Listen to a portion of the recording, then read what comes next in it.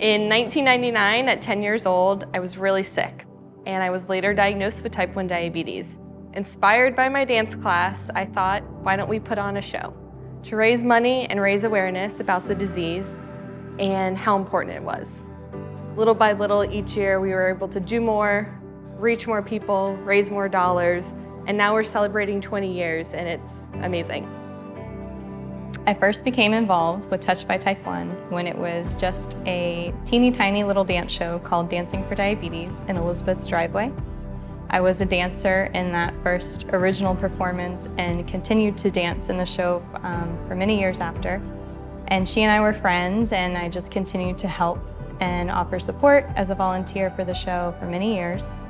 About 7 years ago, we had the idea to start implementing and expanding some programs, and that's when we started the Kids and Teens with Diabetes dance program. From there, we met with families and had the opportunity to listen to them and hear what needs they have in the type 1 community. So we started developing more programs and initiatives, and eventually just started doing way more than dance shows. That's when we started brainstorming the idea to become what we are now, which is Touched by Type 1. Touched by Type 1 was named because you're literally touching everybody who's involved with Type 1. We have something for everybody, but it's also something that you can kind of pick and choose what is important to you. We have our annual bowling event, we have our annual conference, we also have our dance program for Touched by Type 1 kids here in Central Florida. That's culminated with our show at the end, Dancing for Diabetes.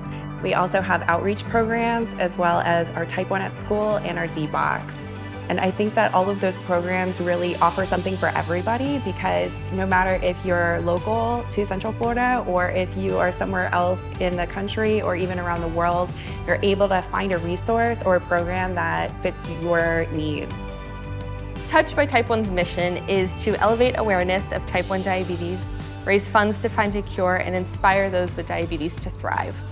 Nearly 1.25 million Americans currently have type 1 diabetes, and an additional 64,000 cases are diagnosed every year.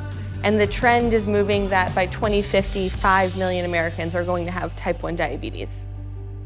It's important to know the signs and symptoms because the number of misdiagnosed cases is also increasing. It's important to know the signs and symptoms so that you can be vigilant and look out for your loved ones and your friends and your students, your neighbors, and to be able to possibly save a life if you know these facts. Type 1 diabetes should definitely be taken seriously. This is not, the typical diabetes that everybody knows about, that 90% of Americans live with. When people don't understand that, it's hard for them to A, empathize with the people who are going through this, also B, have any real understanding of why it's so important for us to find a cure for this disease. There's no way to avoid the reality that type 1 diabetes is deadly. It's a scary disease, and it has taken the lives of many and will continue to take the lives of many until we have a cure. We try to stay positive about it and provide resources and materials to thrive and live well despite that. But it's important that people understand the severity of this disease, and through programs such as our awareness campaign, through the videos we're able to produce and place online, we can impact and educate more and more people so they understand how serious it is at the same time.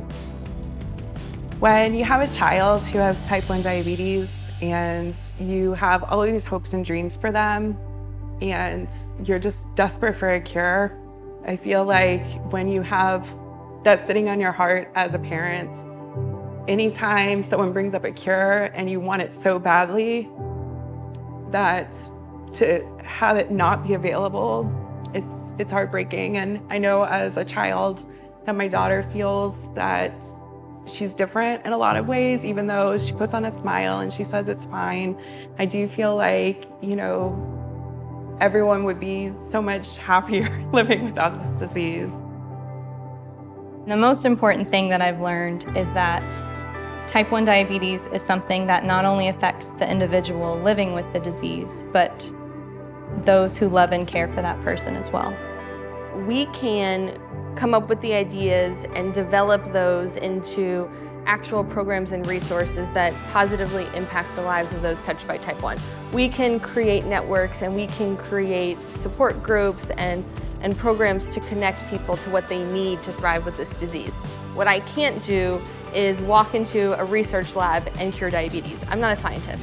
So the funds that we're able to raise are able to help those find those resources or get them those resources directly that they need, but then also fund the cure. We have a really great partnership with the Diabetes Research Institute, who is solely focused on a biological cure for type 1 diabetes. So they're going to handle finding the cure, and we're going to help everyone thrive until we get it.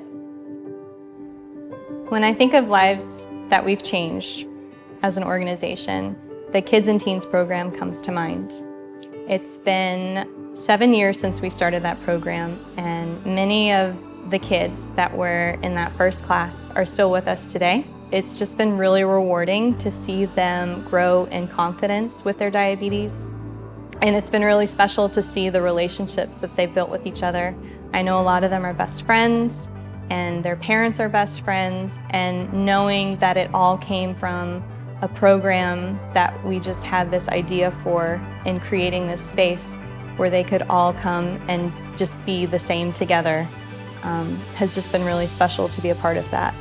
And I've loved watching them grow. In 20 years, we've gone from a dance show in a driveway all the way to a full-fledged organization that is constantly evolving to address the needs of everyone who is touched by type 1. So if we hear of someone saying, I wish you had this, we respond. We actually will take that to heart and say, okay, there are people who are wanting this program. Let's see how we can make this happen. So we know that these programs are working for people because we're hearing it from the people who are living it. When you're diagnosed with type 1 diabetes, you're told a cure is 5-10 years out there. Don't worry, hang on. Well, it's been 21 years for me since I've heard that. But I am very hopeful that a cure is in not just the future, but my future. There is such great progress being made all around the world focused on type 1 diabetes, and we just have to get there. And I know we will. I know there's a lot of people focused and driven for personal reasons to find that cure. And I know that organizations such as ours are helping that cure come about. I can't believe it's been 20 years since all of this started on my parents' driveway, and what we've been able to do over all these years and all the people we've been able to impact.